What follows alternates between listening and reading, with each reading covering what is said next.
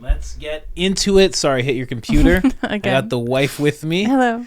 And we are talking about, did you know that Green Berets can take over a government?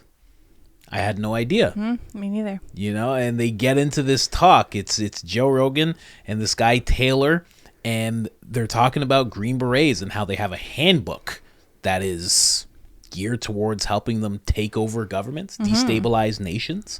I had no idea. Another thing they get into is a gentleman named Paul Harvey and a message that he had, which is called If I Were the Devil. We're going to be listening to that as well, too. And then you have some information for us in terms of the Green Berets and what they do. Yeah, we're going to talk about their training program. It's really interesting, so we'll get into that a bit later. Yeah. The thing you showed me, I'll be honest, it might sound bad, but it seems kind of fun. That's all I'm going to say. We'll talk about it after. Don't forget about IamCoachColin.com. We got Sold Not For Sale. We got The Great Resist. Do not join The Great Reset. Discount code is IamCoachColin. All capital letters, all one word. 1 L in the name Colin. Let's get into this clip. One of those accounts that I follow. The great casualty of this is going to be mainstream media. They're going to lose because as soon as you lose trust in a news source, it becomes not a news source unless it's telling you what you want to hear. So now these major news publications that we all relied on for unbiased news or largely unbiased news are no longer that. And so all you can turn to is the one that at least you agree with. Right. Okay. They become activists. And so then you keep dividing us. And then as we come up with pick the issue of the week that we now are confronted with, it wasn't an issue a week ago. Now we're divided over that. We just keep getting carved into smaller and smaller groups. Yeah. And that would definitely be in the favor of people who want to keep us divided and going after each other so they can continue to tighten their grip on what we can and can't do. Have you ever seen the Green Beret handbook has basically a pyramid of how to overthrow a country? Really? Yeah. I got to piss. Can we hold that thought? Yeah, Come back with the Green Beret pyramid? Yeah, I want to hear that. All right. We'll be right back. We're back. The Green Beret handbook on how to overthrow a country. So how's that work? Yeah. Well, I'm going to get it wrong, but essentially it really begins with dividing a people. And creating a lack of faith in the government.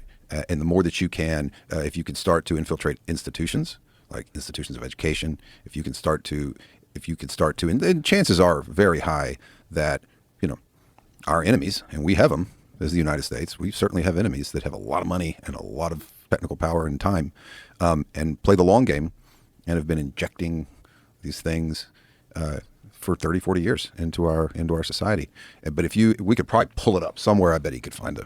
Well, that's the Yuri Bezmenov thing. Yeah. You've seen that video, right, on YouTube? No. Oh, you haven't? It's amazing. Oh. It's a guy in 1984. He's a defector from the KGB. He's explaining the ideological subversion that they've imparted in these American institutions, how they've done that, exactly what you're talking about, how they started injecting Marxism and Leninism. And he's talking about how many generations it takes before you destroy the morale of the country and all faith in democracy. And it's essentially what we're seeing now. But he was saying, it has already begun, this ideological subversion. And he lays it all out in 1984 in an interview. Yeah. You have to see it. Paul Harvey, you know who that is? Sure. So he did a thing, back in the 60s or 70s, and he equated it to the devil. And maybe it is. Or you could also say it's just that. But he did a radio piece on how to destroy America, the social fabric of it. Wow. And it's as though somebody just took America, the social fabric of America from the late 60s to today. And the timeline of the things that he said. It's pretty wicked. It's pretty powerful. Wow. I'm not shocked. I mean, if you think about all the things that we do to manipulate other countries, I'm not shocked that someone would do that and manipulate us, and that they would do it through education institutions. That's the way to do it. You get kids, and then you train them as they leave, and then they go into the workforce. They have these ideas like burned into their heads. Yeah. And that's probably what all this gender confusion shit is, this giant uptick of it. It's literally probably engineered. And I think that's also what a lot of the climate stuff is. And a lot of the different things that people are fighting over, it's not just these big financial institutions that are invested in climate change and green energy and all these different things, but it's also other countries just fucking with us. I think it's a lot of the trolling that you're seeing online is fueled by other countries. I think a lot of the narratives that get pushed are fueled by other countries, and I think that's what we would do if we're probably doing it too. I'm sure. I'm sure we are. It's a psyop, right? Yeah, I'm sure we're doing it too. Yeah. I'm sure that's also one of the reasons why it would be nice to be able to lock down the internet. We have to be able to stop that. So we're going to only have government-approved internet like China has. That's how China keeps us from interfering with their lives. And the only way that we know that we're going to do the right thing over here. But you know what? China's really playing. They're doing something nasty. So we're not going to let them in on our internet anymore. We're going to shut our internet down and only make it for people in North America. And everybody be like, okay, got to keep China out. Yeah, slowly but surely, if we let them, they'll try to get more and more control. And that gets fucking super sketchy. Super sketchy. Yep. So what did you find this Green Beret? I mean, I went down a path, and I don't think I'm going to get there, because would the Green Beret handbook that tells you how to overthrow a government be available on the internet? It better not be. If you hear, play a little of that Yuri Bezmenov. I know we played it many times, but you need to hear it, because it's so wild to watch him say it. You watch him say it in 1984, and back then... You pull up the Paul Harvey thing from whenever that was, about maybe the let's devil. play that. Pull that up, because I haven't heard that, and I've heard the Bezmenov thing. We played it like 5 times, at least. It'll blow your mind when you hear this. It's not good, but it also gives us a chance to right the ship. It hasn't fucking hit the rocks yet. Like, we can still come out of this. Paul Harvey. Is this the thing? Yeah. Yeah. Okay. Yep.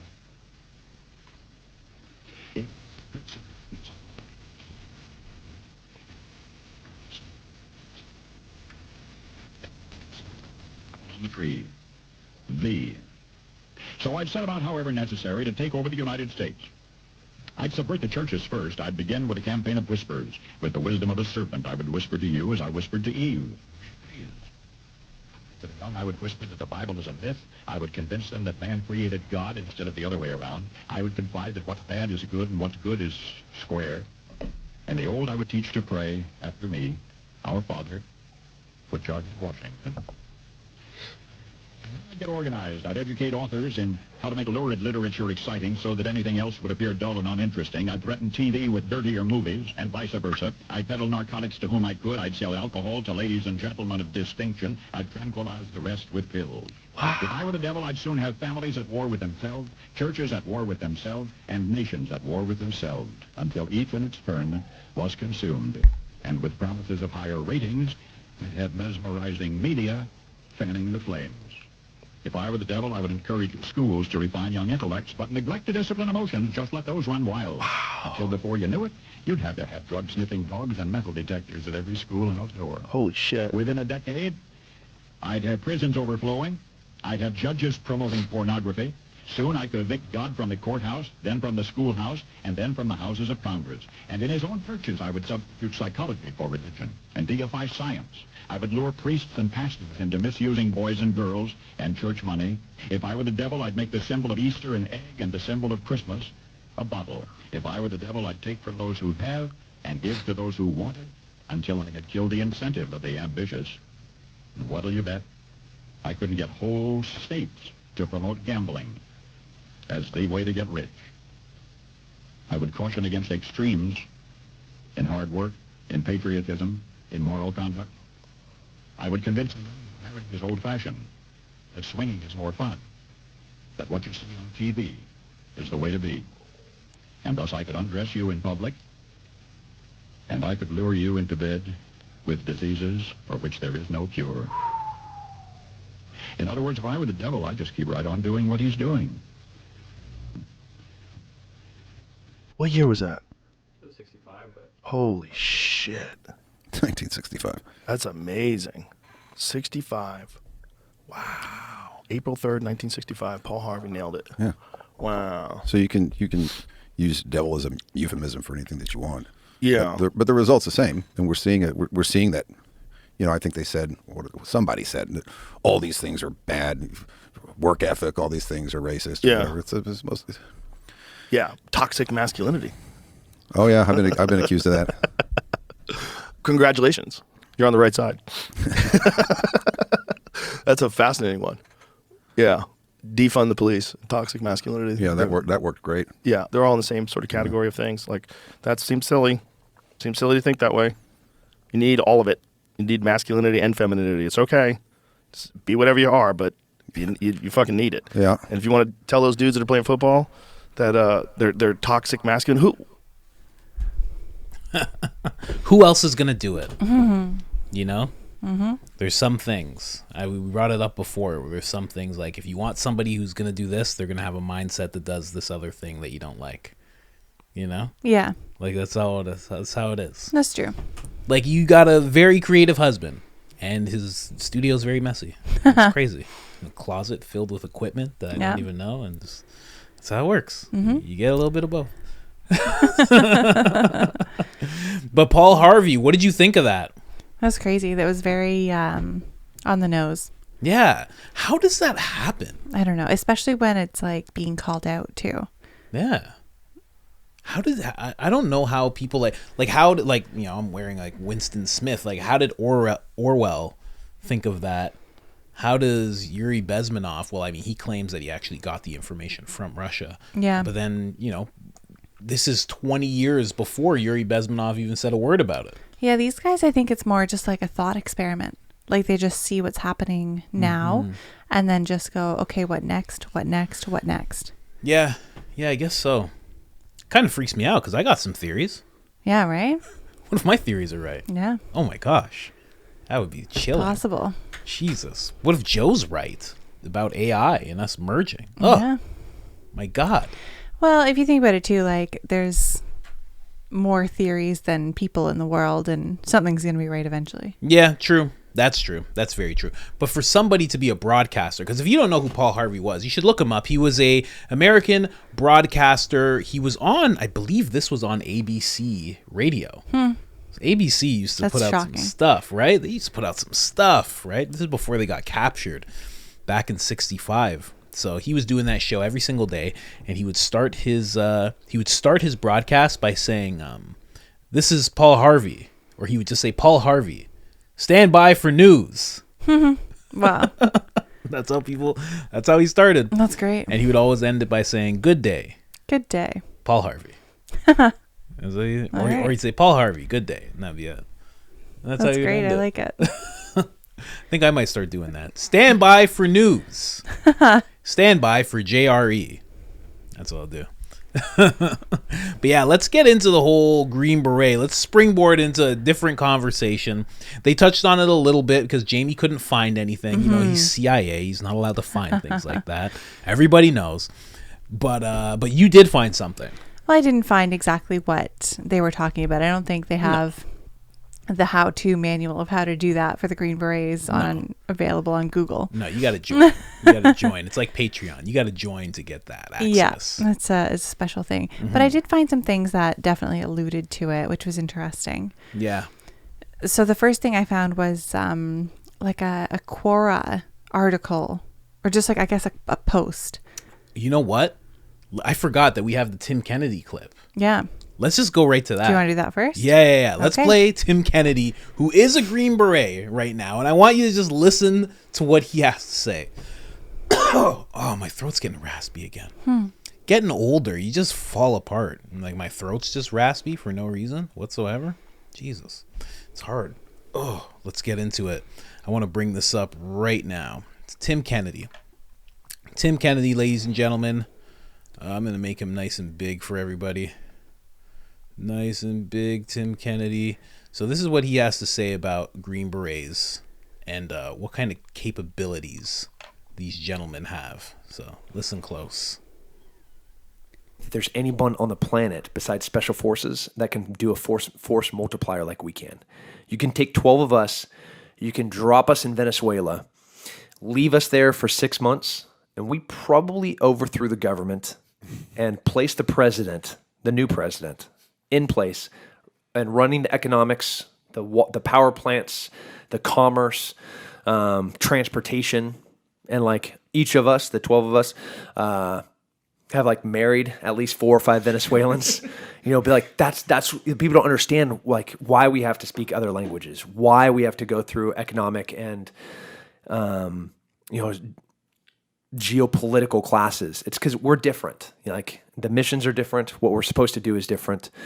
And because of a different mission, we end up with different products. And those products are groups of dudes that are the baddest dudes on the planet for what they have to do.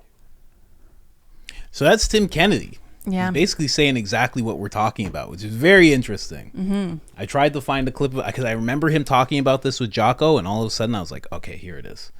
Just really weird. And he's not joking. For anybody who thinks, oh, he's just joking around, he's not joking around. Right now, they're in this clip, they're having a conversation of who is better, Navy SEALs or Green Berets.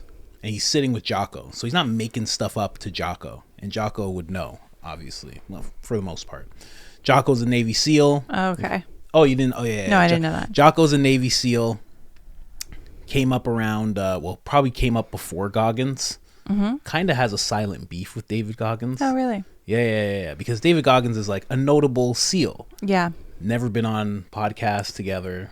Never done an interview together. Nothing. Interesting. And it would make a lot of sense. But David Goggins says there's some guys that really didn't like him. So Navy SEALs is a pretty small community. Jocko is probably aligned with the people who supposedly don't like David Goggins. Interesting. Yeah. It's a little tiff that Little they side have. note. Yeah, exactly. All right, so let's get into what you were talking about because. Can you open up that article I had about what Tim Kennedy was talking about? Yeah, which one? This one? Yes. Yeah. Because this was crazy. As soon as I heard that clip, I was like, no. This is basically what he was talking about. Yeah, and this came out about the same time. Yes. As that video, too. That video came out 3 years ago, and this happened 3 years ago. Yeah, August of 2020. Interesting. Yeah, crazy. So what is this about? So basically, they caught two supposedly ex-Green Berets in Venezuela who were attempting to overthrow the current government in order to install a new one. And they were saying a third former Green Beret was the mastermind behind it, and he was in Colombia, so he was not incarcerated. Whoa. Yeah. And we were talking before we started this that it's like, of course, they're ex-Green Berets now. Yeah, as soon as you get caught, you're not affiliated. Yeah, for sure. But that was makes sense. Pretty crazy. These guys have since been released. Oh, really? Through, diplomatic negotiations. Wow. Yeah, the U.S. was like, yeah, so you're Venezuela. We just want our guys back. Yeah. And they're it's like, you give us two guys or we take your country. Yeah, exactly. They're probably like, we're not giving them back. All of a sudden they look back in the cell, they're gone. Guys are already on a plane somewhere. Yeah. They're just flying it Thank themselves. you so much. We appreciate your cooperation.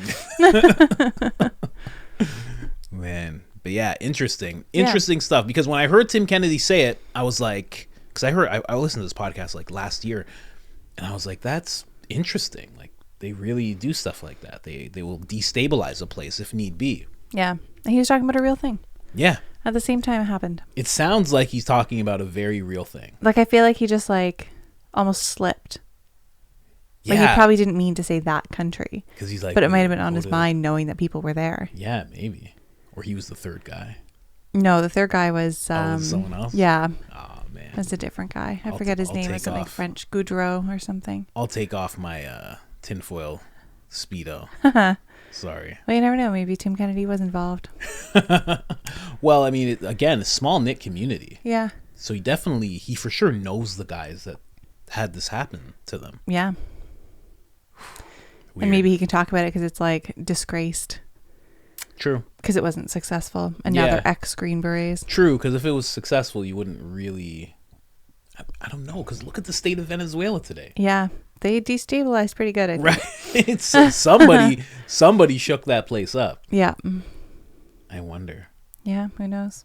Wow. But of course, the U.S. government denied any involvement. Of course. Yeah. No. We wouldn't do that to you guys. No. Are you guys okay?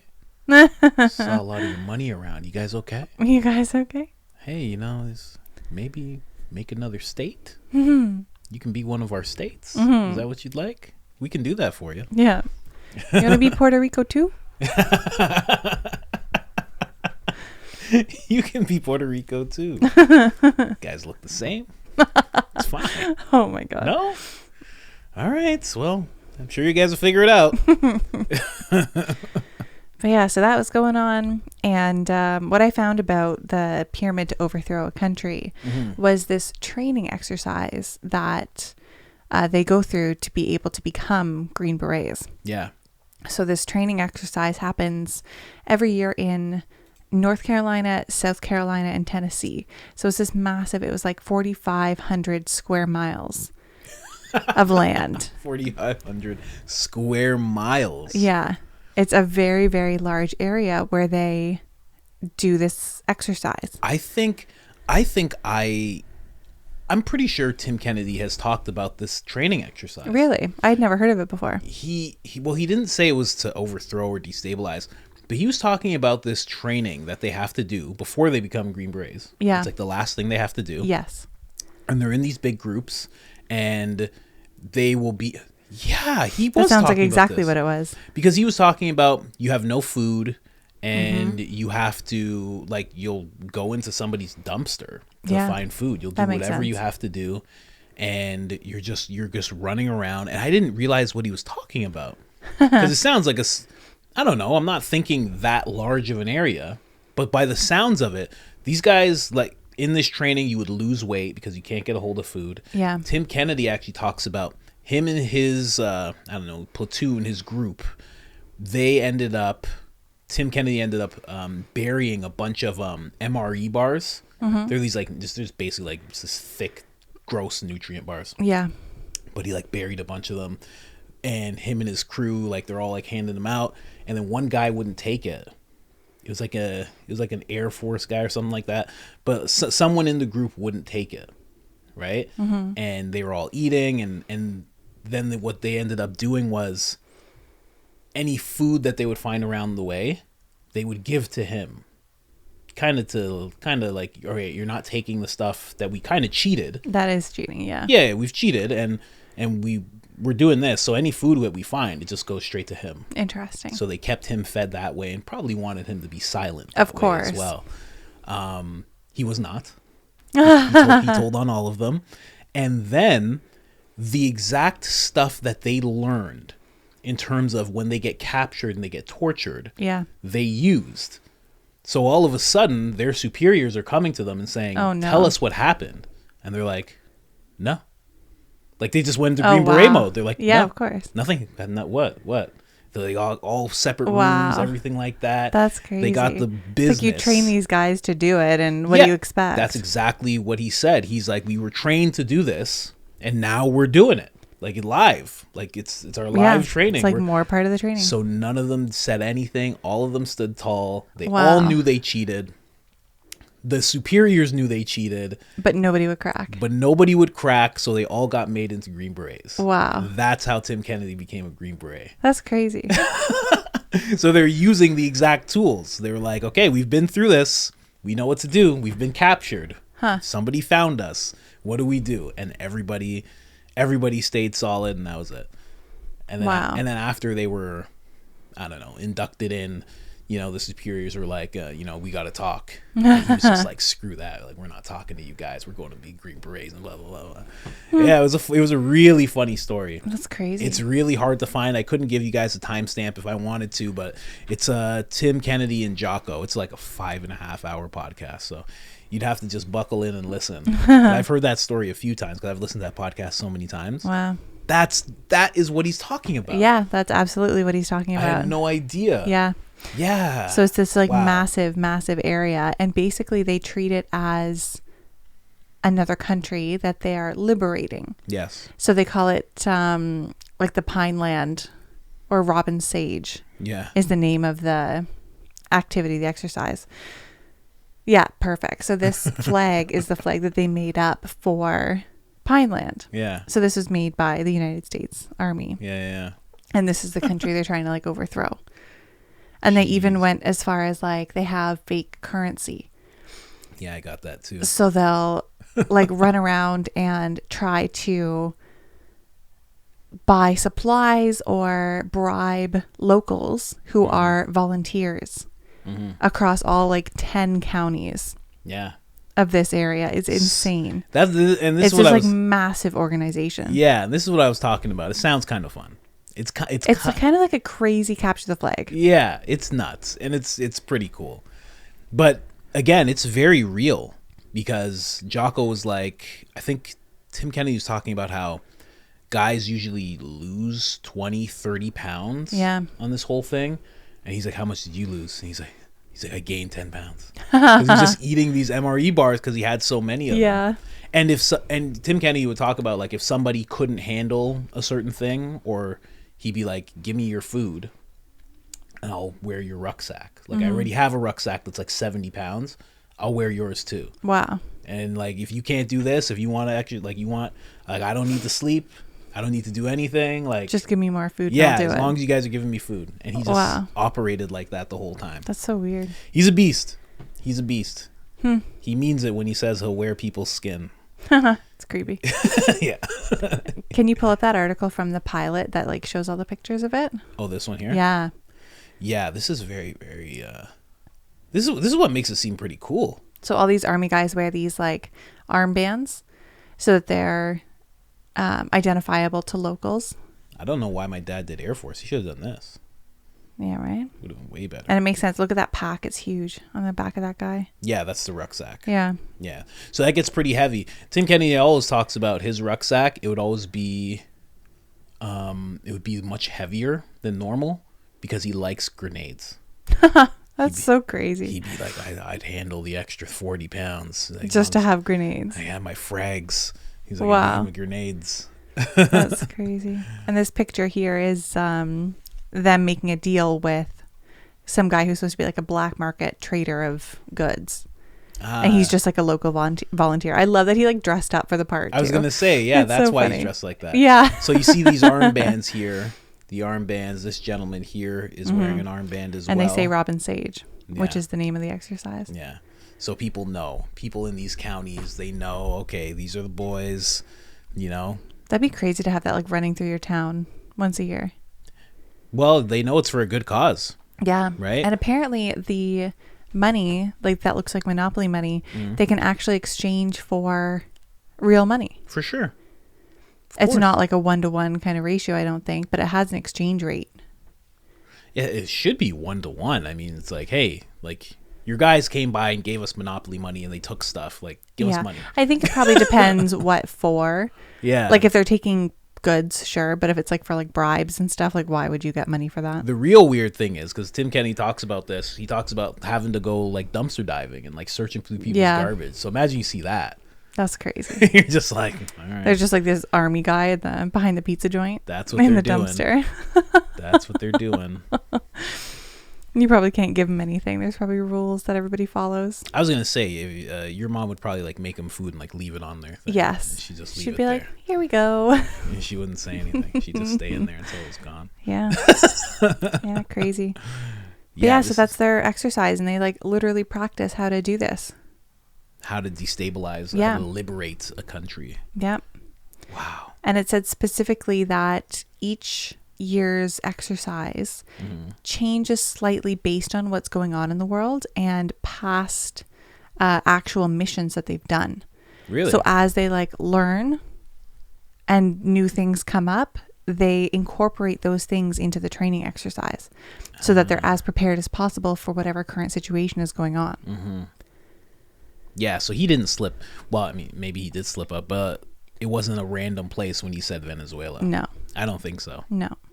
All signs point to, That was a government sanctioned I don't know. thing. Because he kind of brought it up with a smile. Like, we go to Venezuela. Yeah. No. Like, oh, hypothetically. Yeah, exactly. Meanwhile, there's guys there. Yeah. Interesting.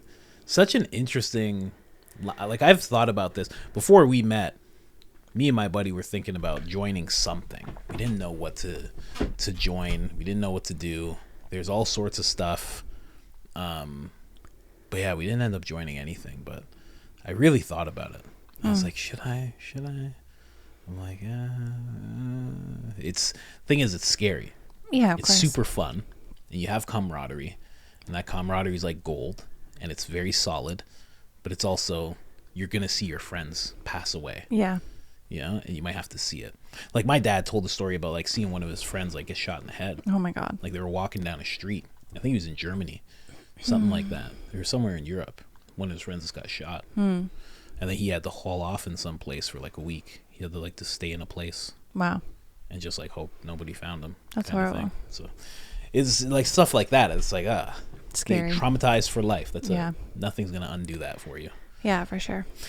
Which is interesting because Tim Kennedy's seen quite a bit. He's done quite a bit.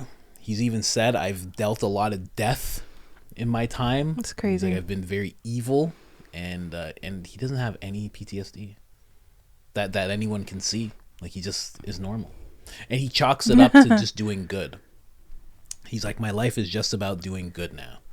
Like raising my kids and being good to my wife and being a good member of my community and society and just training people, because that's what he does. He has something called I think it's sheepdog. I think it's called sheepdog, but it's out in Texas, and I definitely want to go because he trains people on firearms. You know, like just how to like protect yourself and things. Firearm safety. Actually, one of his students was on Instagram. It was a viral clip.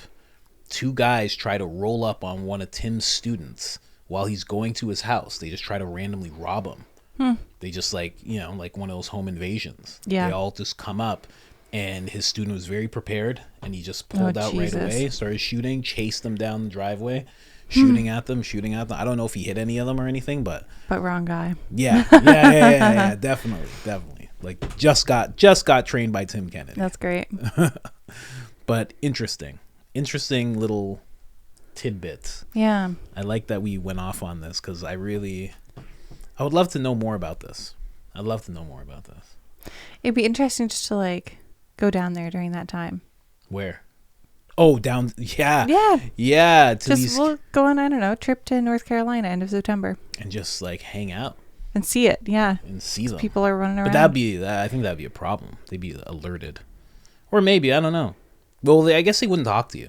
No, you might not even see them. It's such a big area. That's the thing. You're not supposed to really know. They're supposed to be able to do this stuff very quickly. They're only supposed to interact with the people that they need to interact with. They just warn the public that like they might hear like blank shots and things like that and flares. Yeah. But that's about it. Think about that when it comes to like a liberated country or a country that becomes destabilized. Think about how many times does it just happen naturally because a government got too greedy and the people got upset? How many times is it natural, and how many times is it guys like that stepping in from any country? Because this is not Green Berets aren't the only people who are getting trained in this. Yeah, no. You know, China has something called oddly enough, it's called the Oriental Sword. That's what their Navy SEALs are called. They're special forces type guys. Yeah. You know, so they have it. Russia, KGB, you know. Yeah, there's probably like way more than that we don't even know about. Yeah, that's what I mean. So it's like, how many times is this a natural state? And to think, North America, is it natural? Or is it being done by, like, or is there another country that's doing it? True. It would be so hard to tell with how many people have come through the border. Yeah. You have no idea. And that's the thing. This is another thing. Knowing what you teach Green Berets, you would still leave the border as it is. Yeah. Knowing that it would just take 20 really well-trained people to destabilize everything. And you still do it. Yeah. That's very, I don't know. Seems very irresponsible. Mm-hmm. I don't know. Looking at Venezuela completely different now. Yeah. Because it didn't happen naturally, right? Maybe that's why they're sending all the Venezuelans back. Yeah. Yeah, that's, wow. Because we did it to them. I didn't even think of that because, wow. I didn't even think of that. Because if you don't know, anytime they find Venezuelans that have come over illegally, a lot of these people, the way it works is that they have a passport, but if you have a passport, the process takes longer. It's harder because you actually have ID and they can actually check into you. So a lot of people, when they get to the border, they'll throw their passports away. They'll throw away all their identification and they'll say they're whoever and they get processed faster, which makes no sense at all. But that's what happens.